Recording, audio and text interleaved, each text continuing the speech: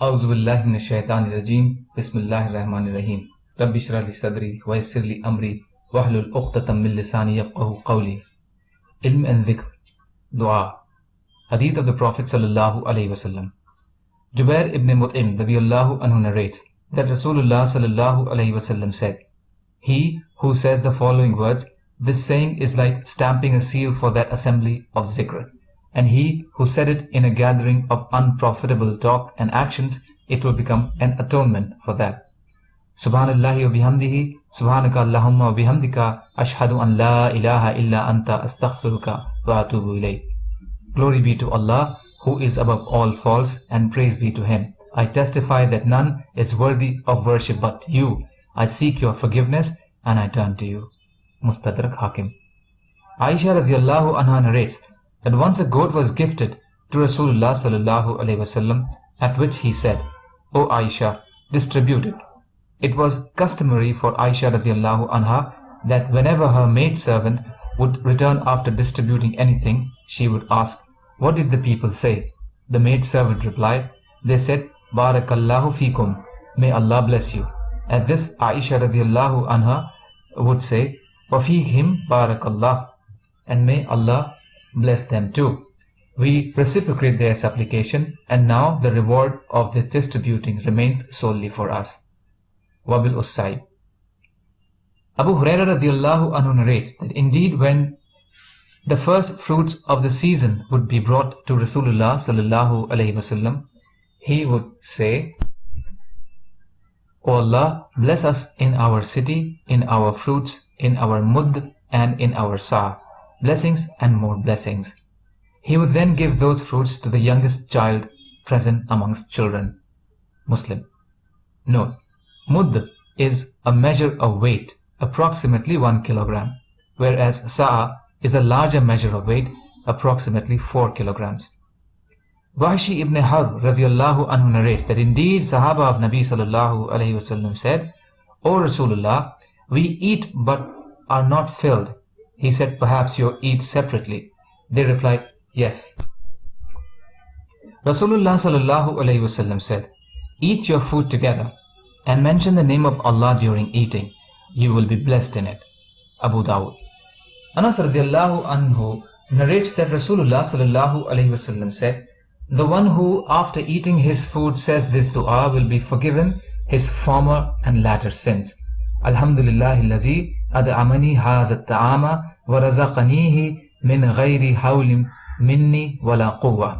All praise be to Allah who has fed me with this food and provided me with it through no might or power on my part. And he who puts on his clothes and says the following dua will be forgiven his former and latter sins.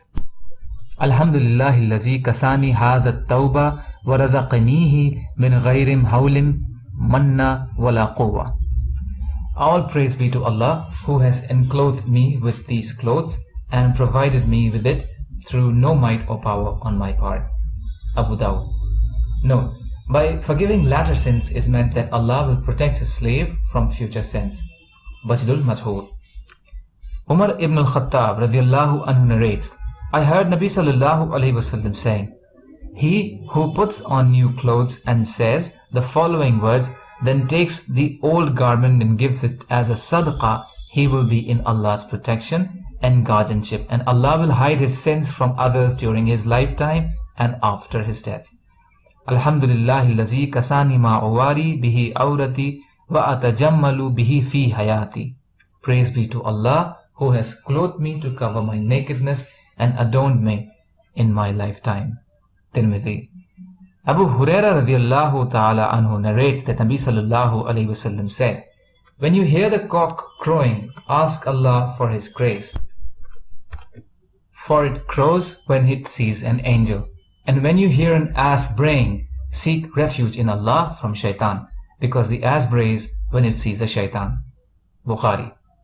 Talha ibn Ubaidullah radiyallahu anhu narrates that indeed when Nabi sallallahu alayhi wasallam sighted the new moon, he would say, "O Allah, make the new moon rise on us with blessings, faith and safety and Islam.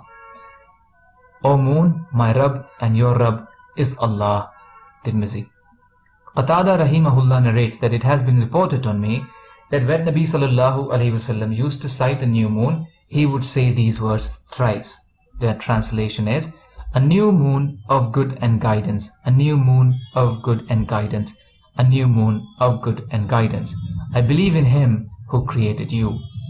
He would then say, praise be to Allah who has let such and such month to depart and let such and such month to start. Abu Dawud.